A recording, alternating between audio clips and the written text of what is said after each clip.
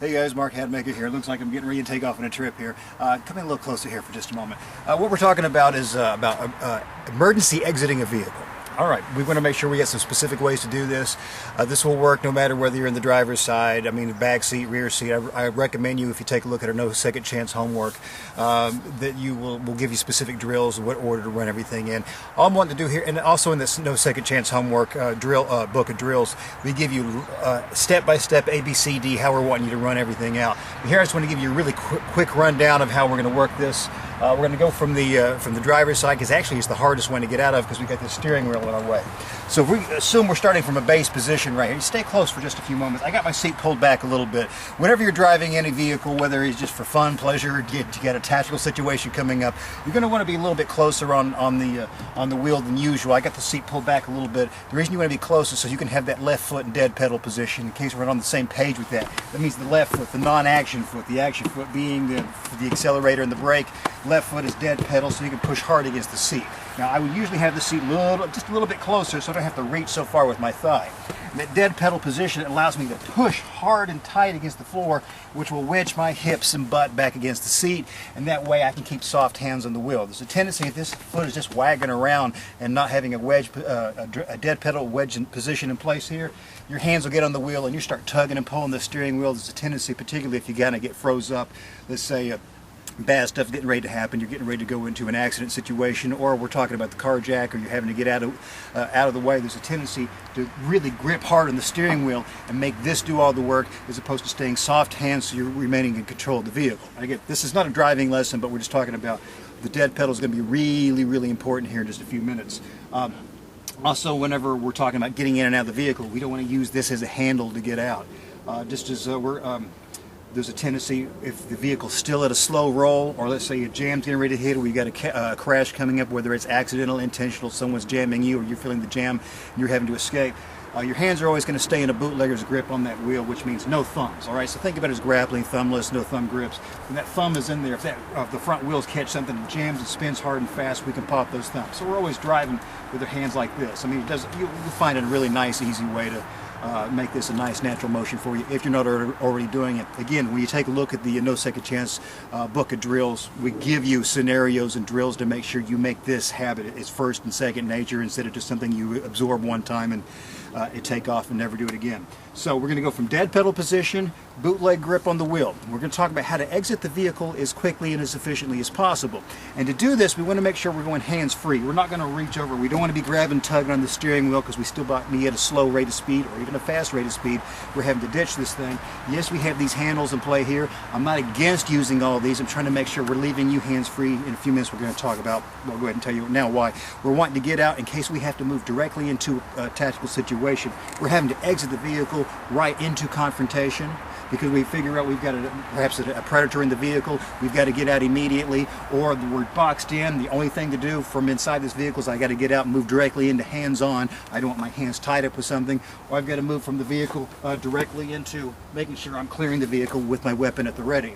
By the way, go unloaded whenever you start working with the weapons at the ready drill, okay? The 357 completely unloaded, and of course my camera person checked before we started this entire thing. But we got to talk about getting out of this thing. So when we hit, okay, first keep the thing in park when we're talking this. You could eventually work this to rolling stops, but let's not do that, guys. Let's not do that right now. From the complete stop position, you would have your left foot in dead pedal position, and then get the door open. What we're going to do here is the order of operation. Right hand unlatch the seatbelt. So right hand unlatch the seatbelt, which I'm not going to do here. You guys should already know how to do that. But again, in the combat book of drill, the No Second Chance book of drills, we tell you how many times we're wanting to drill out that seatbelt release. Left hand, at the same time we're going the right hand of the seatbelt, left hand is going for your door latch, wherever it is. I want you to drill it again and again to make sure it's not a door latch you have to look for. Anytime you get in someone else's car, you ever find you're reaching for where your door latch is. Any new vehicle you get and you're supposed to be looking for it, even if it's just a few times, you're just reaching over and tapping, make sure you understand where it's at. So optimally with my invisible door here, same time this right hand is going for the seatbelt, this hand's going for the latch. Mine is high and tight on this door right here. Boom, just like that. Those are happening at the same time. Now to open this door, I can start pulling on the latch and pushing with the hand, but at the same time though, I'm bringing this dead pedal foot up, the left foot up, I'm starting it with an outward punch of the knee. So the same time I'm pulling on this handle, this knee is going to give me pop out. I'm going to stop this short. Make sure you guys aren't overspringing your door, guys, okay? Just make sure you understand how we're using that knee to go to work. So initially, there's no problem with popping that handle and pushing with the hand, but again, it keeps our hand involved when we might need to go tactical here. So right hand on the belt, left hand on the door latch, left knee comes out of dead pedal, left foot comes out of dead pedal position and starts popping over with the knee. So that knee's pointing to the outside. And then we're going to a switch dead pedal to get out.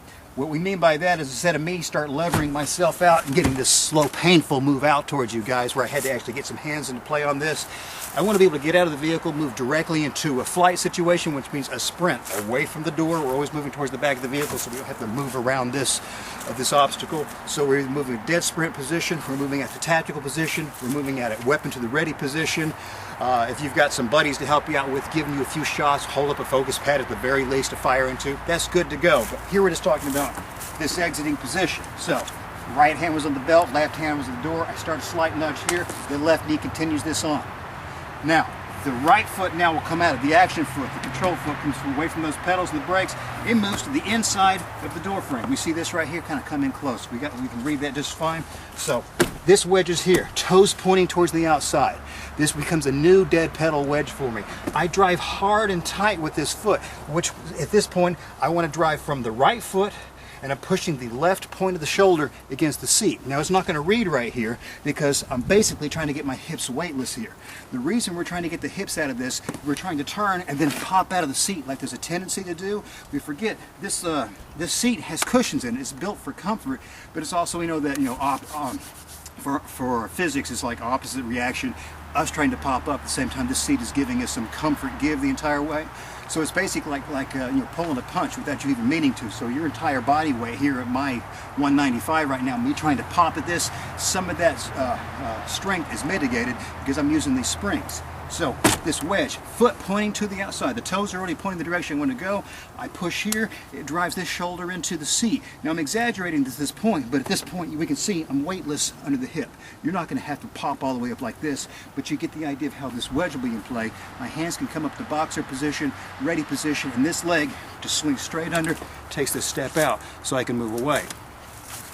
The other reason your hands are up in boxer position, when you spring that door in case it's moving back and flapping back on you at the same time, you've already got this in play to help nudge it out with an elbow if need be. So, again, right hand seat belt, left hand of the door latch. Those are happening simultaneously. Fraction of a second behind that door latch and this slight push here, this knee comes into play. I'm already starting my turn. When I move from my turn, hands are in boxer position, right foot goes to this dead pedal switch, push with the foot to the shoulder, step, and walk out of play. So, again, it's going to be 1, 2, 3, step, hands, and move out. So you're trying to go hands-free. Eventually you want to get up to speed. Here I'm just doing it all at casual speed here so we can see the order of operation that's going through. Now keep in mind, me driving this Ford right here, which I like because it keeps me in a nice utility place here. This was going to work with all vehicles though, but the lower the sports car is, like my wife's Mustang, the lower you're going to have to be in your crouch out. So when you're right on the ground, these same principles come into play, but when you step out, that initial step stride is going to be low. Take your first few steps and then rise yourself back up into play. But again, I'm not saying getting out, grabbing hold of things is wrong, but what you're trying to do here is using limbs that are less strength, have less strength to them, they're less agile, and also they're keeping your hands out of play. Stuff could be going on immediately. We're trying to make sure that we're able to bump and nudge and move into play at the same time. And big key though, guys, is when you're pushing, make sure we know dead pedal wedge when we're driving is to push the hips into the seat. When we switch to here, it's got to be from the foot to here because we want these hips to be weightless to make this step out as effortless as possible. If we're pushing from the foot, once we make that switch and we're pushing our hips in, you're going to slow down your progress. So maybe it seems like we're micromanaging detail on our fight or flight programs, but that's what the whole thing with our No Second Chance program is about. All the drills, it's just not fight drills. Yes, there is. Got to remember, it's all about fight or flight. Make sure you can do both well, and we're trying to make sure we can have all the details to make sure you get everything right whenever everything starts going wrong. So hopefully you appreciate what we've done there. If you back this up with the drill segment on this, we give you 21 days of how we want you to educate this, plus the drill weekend. Those of you in the raw program, we're following along with it. You know, you're going to start sending in your video of how the drill went so we can evaluate and see what's going on from there. Anyway, guys, I hope you get something out of this information. You got any questions, just let me know.